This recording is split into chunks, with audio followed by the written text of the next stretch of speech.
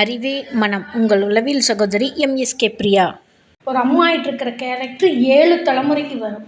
அப்போது நம்ம அது நம்மளுக்கு அம்மா நல்லதாக சொல்லி கொடுப்பாங்க.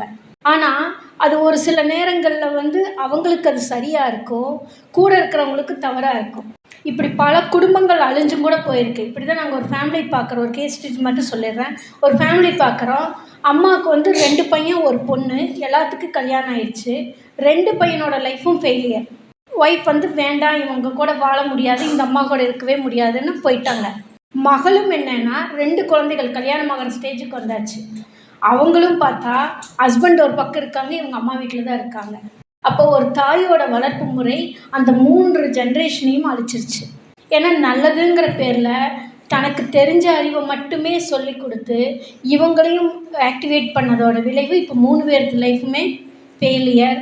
அது அடுத்த ஜென்ரேஷன்னு சொல்லக்கூடிய அந்த 3வது தலைமுறை பேத்திங்கிறவங்களுக்கும் ஃபார்வேர்ட் ஆகுது.